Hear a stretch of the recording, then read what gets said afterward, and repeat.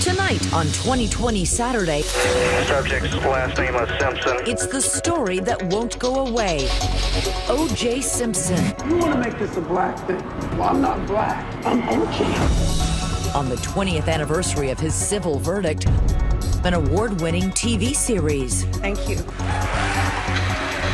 And now an epic ESPN documentary, nominated for Oscar Gold.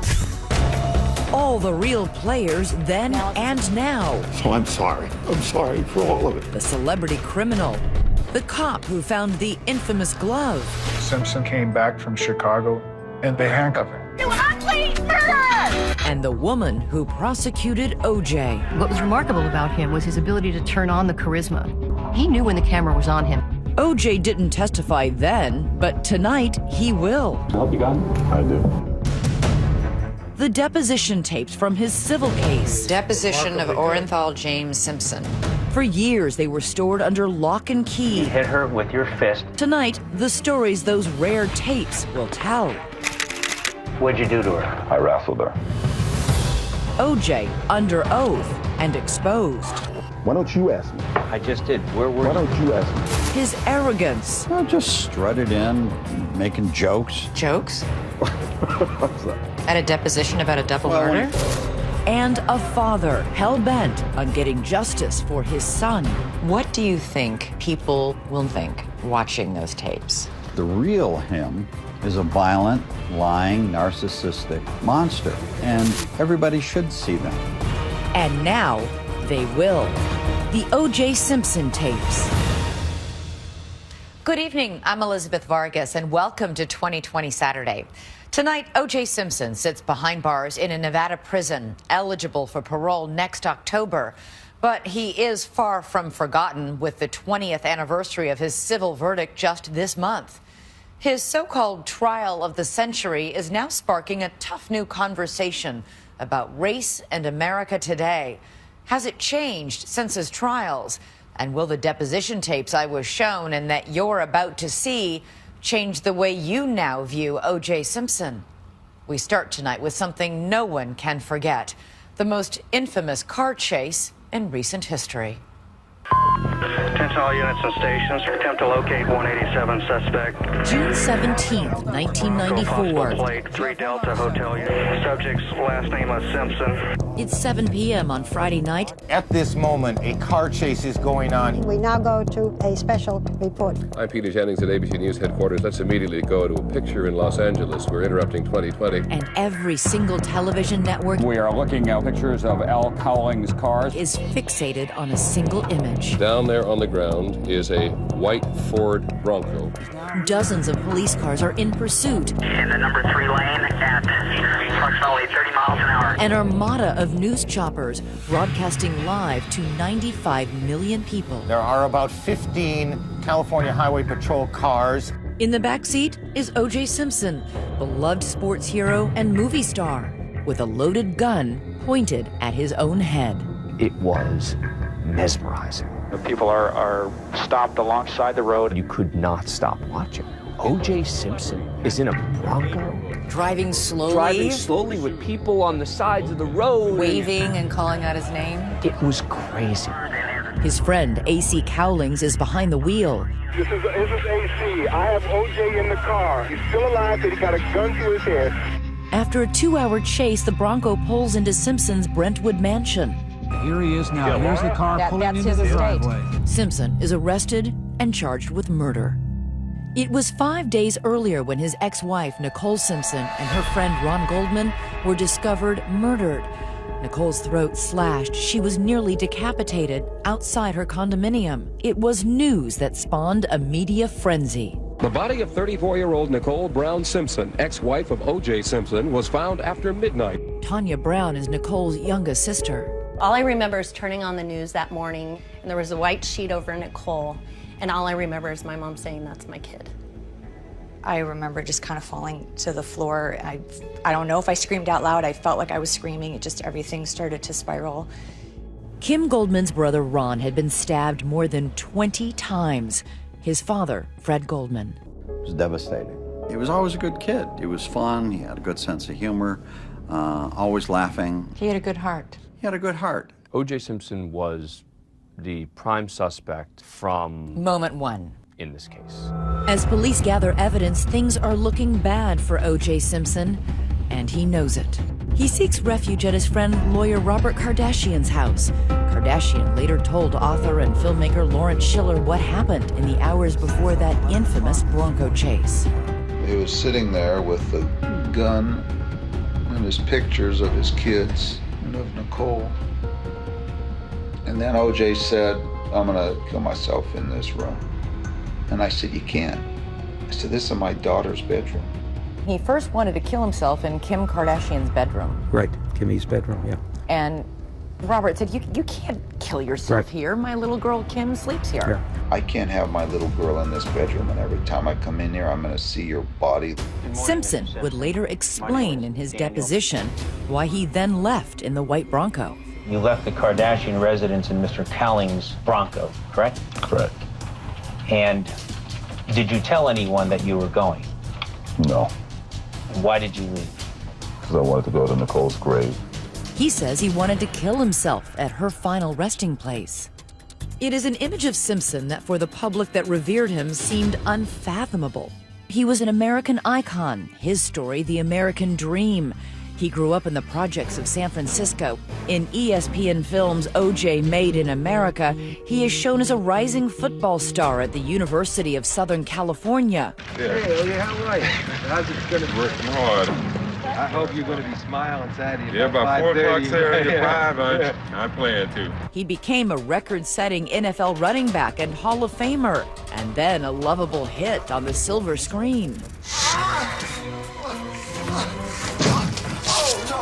With his looks and his charm, Here's a few tips on how to get out of an airport fast. he became a master pitchman.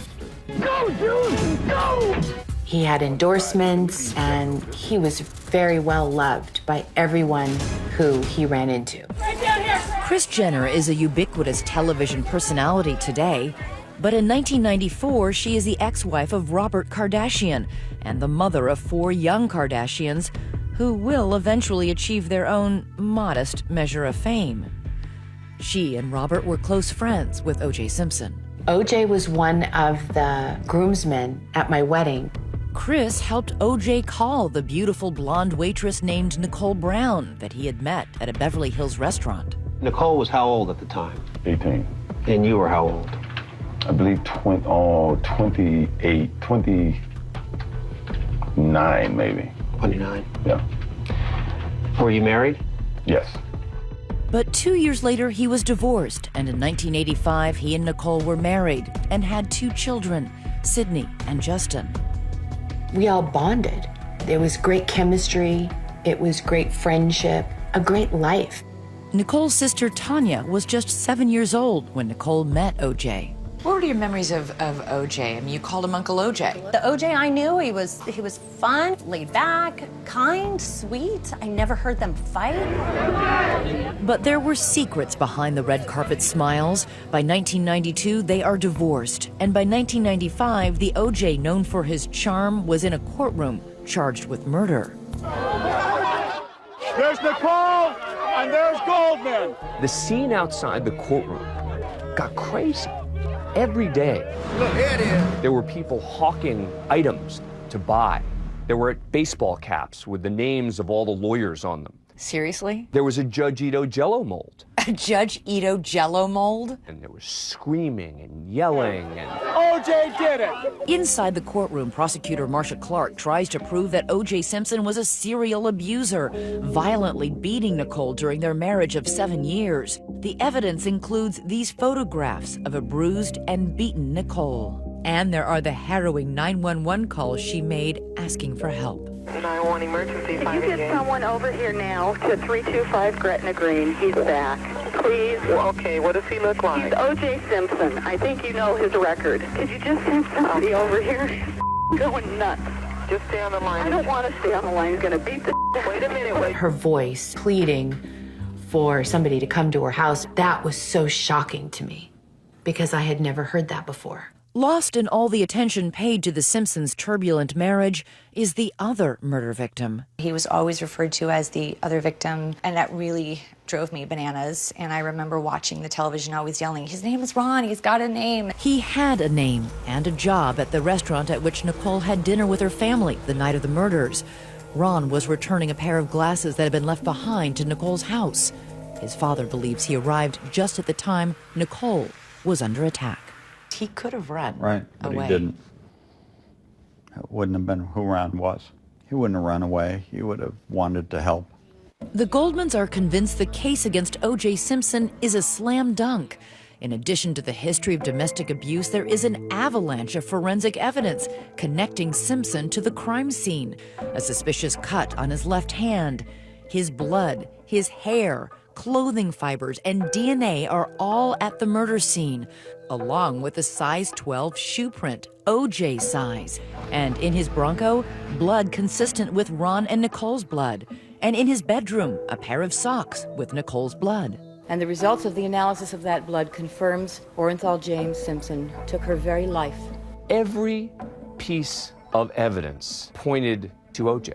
Orenthal James Simpson not guilty of the crime of murder. Next, what no one knew about how O.J. beat the odds and the rap to stay out of prison. Yes! Yes! I couldn't believe it. And later, O.J. under attack. You see those bruises on her face? No. You don't see anything? No.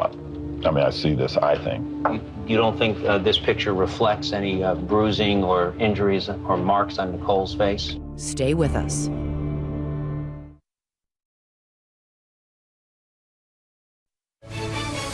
We continue with 2020 Saturday. Once again, Elizabeth Vargas. Ladies and gentlemen of the jury, this is going to be a long trial, as you can In tell. what's been called the trial of the century, O.J. Simpson seemed to face an unsurmountable battle. I've never seen so much evidence against someone in a case that's gone to trial as there was against O.J. Simpson, ever. Enter the so-called Dream Team, Simpson's all-star defense. That'll be interesting, I think. Including Johnny Cochran, Robert Shapiro, F. Lee Bailey, Alan Dershowitz, and of course his most trusted ally, Robert Kardashian. They shift the focus to the Los Angeles Police Department. The strategy? Mark Furman? Accuse the police of framing Simpson, mishandling, even planting evidence. Detective Furman, did you plant or manufacture any evidence in this case? Have you ever falsified a police report? Was the testimony that you gave truthful? It is an argument that resonates with the mostly black jury, especially the explosive audio of lead detective Mark Furman spouting racist slurs like this. First thing, anything out of his mouth for the first 5 or 6 sentences is a lie. The defense, in essence, put bad policemen, racist policemen, on trial. They put the whole police department on trial. The ESPN Films documentary, O.J. Made in America, details another tactic the Dream Team used when the jury toured Simpson's estate.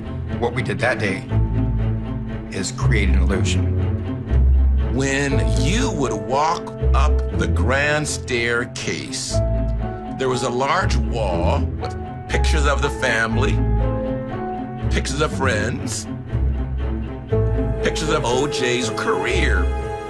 Problem was, the overwhelming majority of pictures were of Caucasian friends and colleagues of his. We had an African-American jury, and we wanted to make sure that the home setting would reflect the themes that we wanted to reflect. We took all of his white friends down, put all of his black people up, pictures he probably had never seen before. Oh, you have got to be kidding me. It's night and day.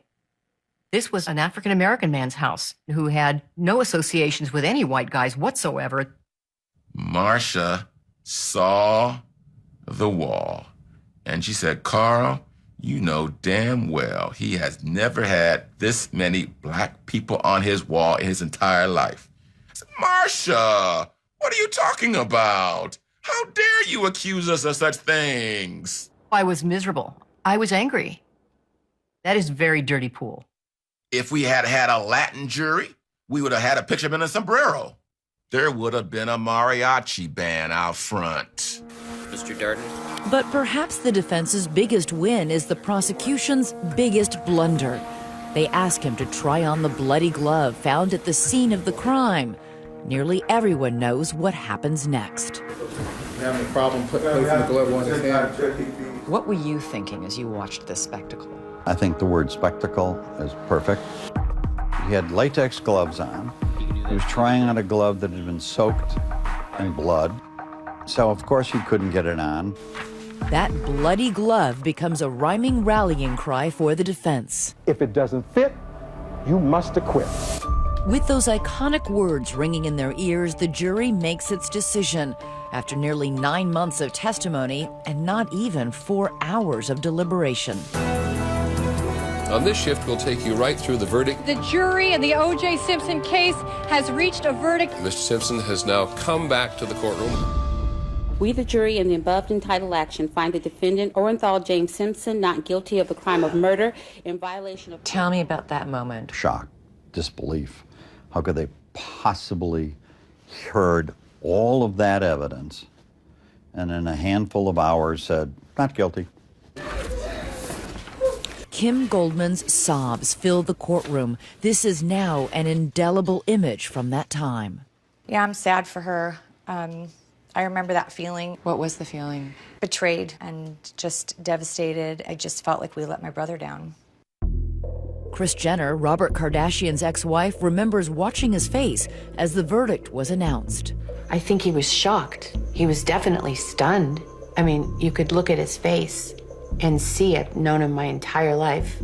I know that, like, he was floored that that was the verdict. Coffin's full, the mindless mass. For the nation, the reaction to the verdict is sharply divided along racial lines. You could see white Americans shocked and in disbelief, contrasted with the jubilation of black Americans celebrating the acquittal of O.J. Simpson. I think a lot of African Americans were focusing less on the evidence against O.J. Simpson and more on the fact that they felt that this case exposed ongoing problems with policing. And as a result, they didn't want these police officers to win. What was it like to see O.J. Simpson walk out of that courtroom a free man? Disgusting. And take a look at this video of an impromptu celebration at Simpson's house. A jubilant Simpson rejoicing at his acquittal. Yes! Here he is hugging best friend and Bronco driver A.C. Cowling.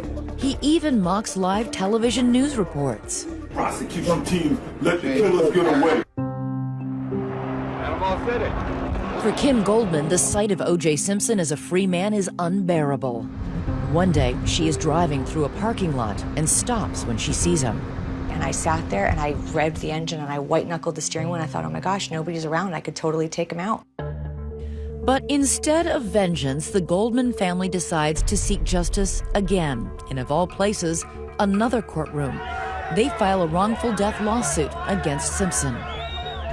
In a surprise, they lay all their hopes on low-profile 42-year-old Daniel Petrocelli, a business attorney. This was not your area of expertise, wrongful death. I was not a criminal lawyer. This press conference is his first time speaking to reporters ever. We think that when all is said and done... You describe having an anxiety attack. A full-scale anxiety attack. I couldn't swallow. That's when I knew I was in over my head. Before the news cameras, perhaps. You do solemnly swear that the testimony... But when the deposition cameras start rolling... To help you God? I do. Petrocelli is in his natural habitat, locked on his target. Do you recall saying that he would kill Nicole? Finally, O.J. Simpson forced to answer the tough questions. The deposition tapes when we come back. I'm sorry.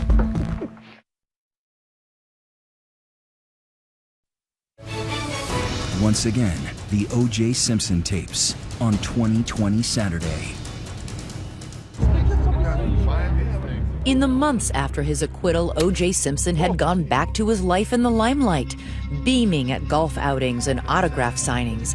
But Fred and Kim Goldman are plotting their second chance at justice, a wrongful death lawsuit. For the first time, he has to testify. In the criminal case, you can say, I am not going to testify. In a civil case, you don't have that right. To prepare for O.J.'s appearance on the stand, lawyer Dan Petrocelli will spend 11 days grilling him in a pre-trial deposition with a video camera recording every moment. They are in a tiny windowless conference room. Joining them across the table is Fred Goldman. This was a subject of great discussion about his ability to sit through and be within 3 or 4 feet of O.J. Simpson in a conference room where there's no bailiff, there's no security guards. Did you ever search him for a weapon? No, I didn't search him. He had all of his trust in the legal process. You do solemnly swear that the testimony you shall give in this A process that resulted in 121 hours of deposition of O.J. Simpson and other witnesses. That video, long stored away in these boxes, is part of a stash of evidence from the civil case, combed through by filmmakers and then featured in 2 documentaries on A&E and LMN. Transcripts, exhibits. Tens of thousands of pages of transcripts. It includes pages of Nicole's diary. It's a very shocking, horrific read, the abuse, and it actually starts the very first year they met. O.J.'s golf bag. Some size 12 golf shoes that still have the dirt in it from the last golf game. And those tapes. These are just some of the deposition tapes that were recorded on, as you can see, VHS. VHS. Deposition of Orenthal James Simpson. I'm curious what the two of you thought when you first watched this. It was an incredible moment. Good morning, Mr. Simpson. My name is Daniel Petrocelli. I represent Plaintiff Frederick Goldman in this lawsuit against you. Well, when he first walked in, it was, just a frivolous kind of attitude. I just strutted in, making jokes. Jokes? At a deposition about a double Well, murder? he never took any of it seriously. I'm sorry. He put his arms behind his head and leaned way back in the chair. She would say, no, yes, no. And a little while later, he put his head down on the table and you could hear him mumbling his answer. No, maybe, yes. It was just another inconvenience. For Dan Petrocelli, it was ammunition. Oh, yeah. Do you know why the blood on the console of the Bronco is consistent with a mixture of Ron Goldman's and Nicole's blood? No. Do you know why the blood on the socks in your bedroom matched Nicole's blood? No. Your mission during this deposition was to catch him up on every single inconsistency. Because if you can prove he's lying about all these small things, he could also be lying about the one big thing. Exactly. Ask me the question like they asked me, and I'll give you an answer. Where were you between 10 and 11? I don't know if they asked me that question. I was home. Dan didn't take any crap from him. We're here to get you. If they did ask you, what did you say? I don't recall if they asked me, so I don't know what I said. Why don't you ask me? I just did. Where were you? Why don't you ask me? Dan Petrocelli spent days hammering at O.J.'s tumultuous relationship with Nicole, grilling him on the photographs of her bruised and battered face. You caused scars on her face, didn't you? That's incorrect. And you cut her lip, didn't you? That's incorrect. You hit her with your fist and you caused her lip to split open. Is that right? That's incorrect. You see those bruises on her face? No. You don't see anything? No. I mean, I see this eye thing. You don't think this picture reflects any bruising or injuries or marks on Nicole's face? No, I don't. What do you think this reflects? I think it reflects doing a movie that we're doing, and we're doing makeup. Really? That's makeup? She did that? Like, pretend like she's beat up? Really? He said she was wearing makeup for a horror movie that they were. He had so many explanations. What'd you do to her? I wrestled her. What does that mean? That means I had my hands on her, and I was trying to force her out of my bedroom. We wrestled. Eventually, Simpson admits to hurting Nicole, but won't say how. Never struck anyone in their face, correct? Correct. And you never hurt your wife either, correct? No, I hurt my wife, yes. You never struck her with your hands, correct? I never punched her, yes. Did you ever strike her? No. Did you ever hurt her? Yes. Did you ever physically hurt her? Yes. Did you ever bruise her? Yes. Did you ever make her black and blue? I think any marks that's on her, I take full responsibility for. I don't know what else you want me to do. I take total responsibility. Why? For it. Because I shouldn't have handled the situation the way I did. All my life with Nicole, no matter what was going on, I handled it without being physical with her. And that time I got physical with her, and I'm ashamed of it. I wish it not had happened. The only thing he will admit to is this sort of blanket, I'm responsible. I was responsible for it. But I didn't do it. I'm not asking you about the moral or other responsibility. I'm asking for what happened, okay? Yes. You had your fingers around her throat, correct? I could have touched her neck, yes. What do you mean you could have touched her? This was a violent episode, wasn't it? Well, yes, it was. His mantra was, I take full responsibility, as though this, this was an apology made on some press tour or something. We're in a legal proceeding. Rage is a fair description of your state of mind, correct? No, it's not. Not anger? Anger, Intense anger? Anger. Angry enough to hit her? That's enough. I'm not going to let you just continue to batter him the rest Batter of the him? That's right. That's an appropriate word, Mr. Baker. One of the witnesses also deposed is A.C. Cowlings, O.J. Simpson's best friend and the driver of that white Bronco. He is asked about a time he took Nicole to the hospital for injuries she sustained from O.J. It was a rather substantial injury she had over her right eye that day, on New Year's Day, was it not, Mr. Collins? I don't know, sir. She stated to me that her head was hurting and I was concerned for her well-being. Mr. Collins, I'm going to ask if you recognize that picture. Yes. And who do you recognize that to be? Nicole. And does that... He begins to cry. What happened? I think Al Cowlings was deeply conflicted. He was very close to Nicole. Hey, man, give me a break. Cowlings, however, was blindly loyal to Simpson. Next, the deposition heats up. Can we take a break? Yeah, sure. The killer wore size 12 Bruno Magli shoes. Did O.J. Simpson? I would have never worn those ugly-ass shoes. An eye-popping photograph. It appears to be me, yes. The picture that doesn't lie. When we come back.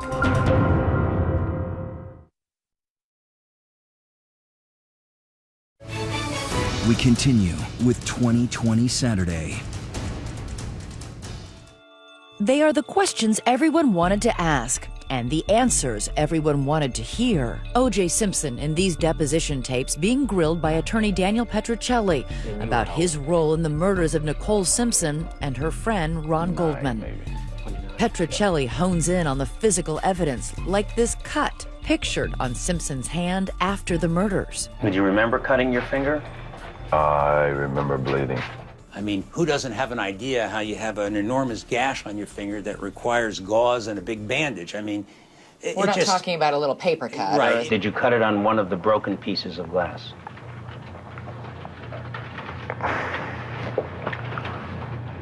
Yeah. On what piece? Can we take a break? Yeah, sure. O.J. finally says, I need a break. What was that like to watch? Was it gratifying? He looked yeah, a of course, little rattled. yeah, it was absolutely gratifying. But if Simpson was rattled then, there was more to come. The killer of Nicole Brown and Ron Goldman left a key piece of evidence at the scene of the crime, a shoe print stamped in the victim's blood. It was a size 12 shoe. Simpson size. And the brand, Bruno Magli. Only 299 pairs of that shoe in that size ever sold in the United States. It's not a common shoe. No. Prosecutors in the criminal trial were never able to prove that Simpson owned those Bruno Magli shoes. Petruccelli questions him about it during the deposition. Did you ever buy shoes that you knew were Bruno Magli shoes? No, because I know if Bruno Magli makes shoes that look like the shoes they had in court that's involved in this case, I would have never worn those ugly-ass shoes. You thought those were ugly-ass shoes? Yes. But then, months later, a photograph emerges, first in the National Enquirer. O.J. Simpson wearing Bruno Magli shoes at a football game, 9 months before the murders. Petruccelli brings Simpson back for another round of questions. Watch O.J.'s reaction. And that is a picture of you looking at Exhibit 1, correct? It appears to be me, yes. Okay. Looking at the close-up of the shoes, do you believe that those were shoes that you owned at that time? No. Those ugly-ass shoes I would never own. There you are. Wearing the shoes. Mm-hmm. Really? They're not yours.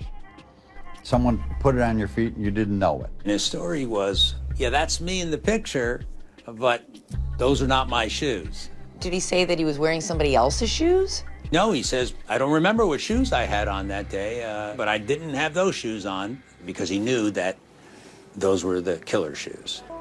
The 11 days of deposition have prepared Petrocelli for the main event, the trial, putting Simpson on the stand.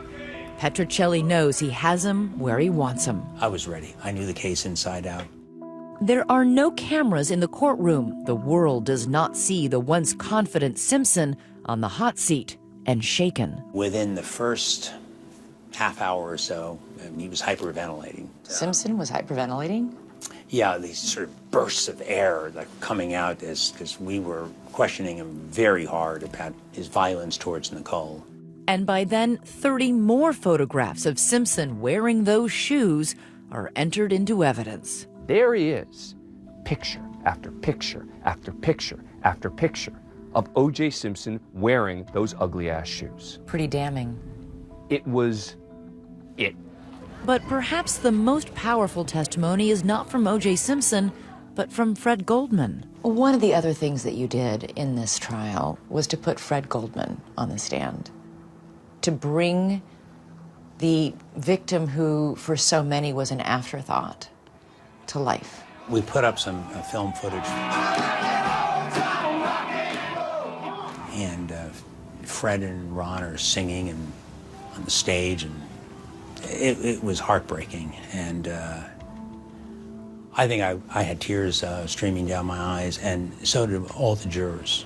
After 41 days of testimony, there is a verdict, and it is unanimous. It is broadcast at the same time as President Clinton's State of the Union address. It is the second time a jury will rule on O.J. Simpson, but this time there's a different outcome. Simpson is found responsible for killing Nicole Simpson and Ron Goldman. Their families are awarded $33.5 million in damages. Today's 2.5 years, a little over 2.5 years, and we finally have justice for Ron and Nicole. Is it justice? Not the justice I would like, but it's a way of getting some justice. For Kim, this time there are smiles instead of sobs. We did this for Ron. And then the killer got up and walked out the courtroom. Walked right past me, right past all the media, right into the crowds, waving, and went off to Ben and Jerry's to get ice cream. Next, Kim and Fred would never imagine that their victory in civil court would one day put O.J. Simpson in prison. People have always said to us, karma will get him in the end. You wrote him a card in prison. What did it say? Stay with us.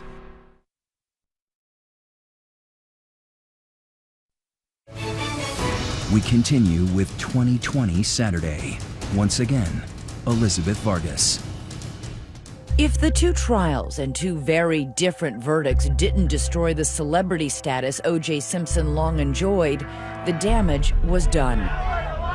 The ESPN documentary O.J. Made in America follows his fall from fame to infamy. What type of reaction do you get from people? If you took a walk with me down the street, you'd be amazed. I don't care where I go, white, black, wherever I go, everybody's terrific. That's when I played football, I wore number 32. Precious. Oh my God, it's really O.J. Simpson in our town. He's really here. You didn't ask me my age, I'm gonna tell you. I'm 74 years old, but I want to meet O.J. Ordered to pay the families of Nicole Brown and Ron Goldman millions in damages, the former running back decides instead to hide the ball, or in this case, have friends hide his fortune in memorabilia. I had his collectibles, personal items, Tiffany lamps, but it was scattered, just all over. That desperation to hang on to his trophies leads Simpson into more trouble, this time in Las Vegas 2007, when a run-of-the-mill robbery takes place at this casino. One of the suspects arrested, Orenthal James Simpson. O.J. Simpson is under arrest in Las Vegas in connection with an alleged armed robbery. I can only imagine what you and your dad must have thought when O.J. Simpson was arrested for robbery. Oh my God, we giggled and we laughed so hard. You did? Who would have thunk? You can't write a better story. Yeah, we were just robbed at gunpoint by O.J. Simpson. Can you send police here, please? This is surveillance video of Simpson and a group of his friends. They broke into a hotel room to steal memorabilia that Simpson claimed belonged to him and that Simpson hoped to sell for cash. Cash that Simpson could keep hidden from the Goldmans. You steal my to sell it? Don't let nobody out here. Kim and her father travel to Las Vegas. At long last, they can see their enemy in shackles. I thought I was confronting friends and retrieving my property. I didn't mean to steal anything from anybody, and I didn't know I was doing anything illegal. To see him stand before the judge and plead and to look kind of just disheveled. How had he changed? He looked broken. So I'm sorry. I'm sorry for all of it. 13 years to the day after his famous acquittal of murder, a 61-year-old Simpson was found guilty of robbery and kidnapping. Guilty. Count 2, conspiracy to commit kidnapping. Guilty. He is sentenced to up to 33 years in prison. The judge said Simpson's motive was clear. You didn't want all of those items to fall into the hands of the Goldmans. The Goldmans say they were never after money. They simply wanted punishment. Our effort of constantly going after him maybe pushed him even only this much into committing armed robbery. This much landing him in prison. Ain't that wonderful? Fred Goldman and the verdict you helped win have haunted O.J. Simpson. Justice delayed, but not denied. People have always said to us, you know, karma will get him in the end. You wrote him a card in prison. What did it say? Welcome to your new digs. Signed, the Goldman family. O.J. Simpson is now a pariah. The throngs of supporters he once had have vanished. No justice! But what has not changed is the tension between police and the African-American community. Tension that may have led a mostly black jury to acquit Simpson of murder more than 20 years ago. Protest the police shooting that killed 18-year-old Michael Brown. Cities today still convulse with outrage over alleged police misconduct. Ezra Edelman directed the ESPN documentary about Simpson. Why do you think this story, the O.J. Simpson story, still captures the imagination the way it does? One, it's about everything. I mean, it's about race, it's about celebrity, it's about identity, it's about the media, criminal justice system, domestic abuse. Have we heard the end of O.J. Simpson? I doubt it. I doubt it. I wouldn't be surprised if he got out of jail, and, I'm sure there'll be more chapters. Time has not lessened the loss for those who loved Ron and Nicole. Today, Kim Goldman is raising a son born a decade after the murder of her brother Ron. His name is Sam. His middle name is